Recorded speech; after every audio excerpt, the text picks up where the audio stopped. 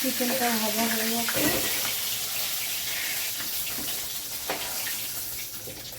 এই যে এরকম লাল লাল করে ভাজা হবে, এরকম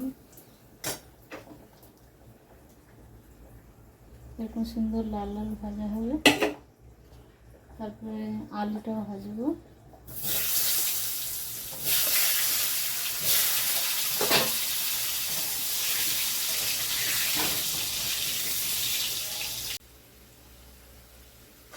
আলুটা লাল করে ভেজে নিয়েছি, এরকম সুন্দর হয়েছে।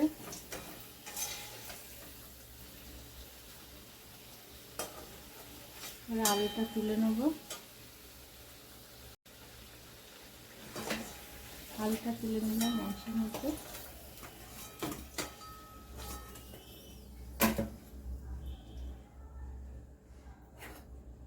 তারপরে আদা যা দেওয়ার একটু দিয়ে দিয়েছি, না হালকা করে যদি বাচ্চারা খেতে চায়, 8-10 বছরের বাচ্চা বা বাড়িতে রাত্রেবেলা যদি মনে হলে হালকা একটা বিরিয়ানি হোক,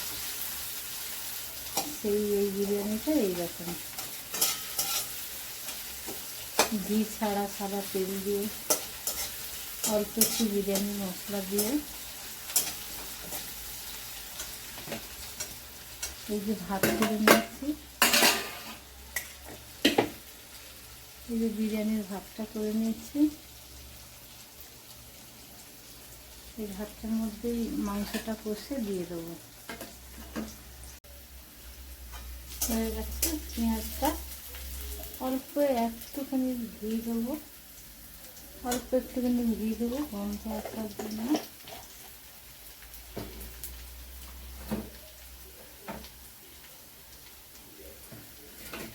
আর এখানে ধনে আর একটু লঙ্কার গুঁড়ো আর টক দই দিয়েছি।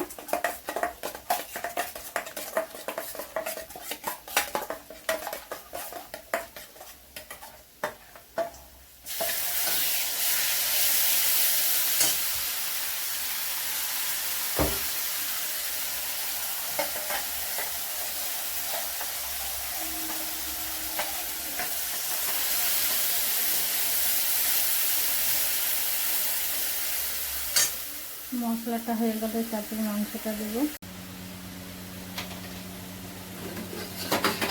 এই যে মিষ্টি আতর বিরিয়ানির একটু দিলাম সেন্ট।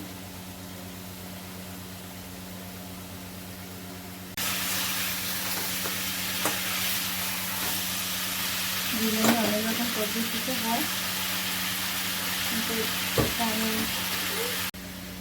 মাংসটা হয়ে গেছে এরকম সুন্দর।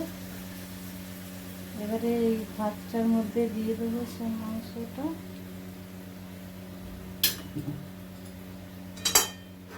মাংসটা সব এর মধ্যে দিয়ে দেবো, সব ঢেলে দেবো।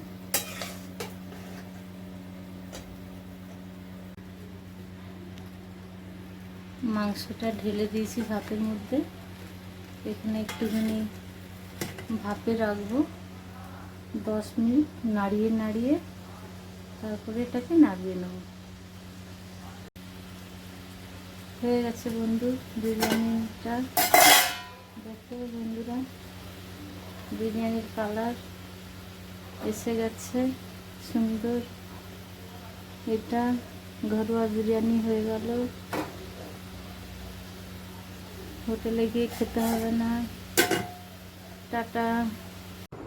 দেখো বন্ধুরা কেমন হয়েছে বিরিয়ানি।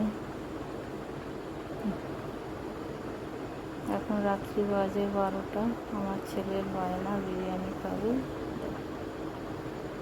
খেয়ে দেখি কেমন হয়েছে। খুব ভালো হয়েছে, একটু সেন্ট কম আছে, ঠিক আছে।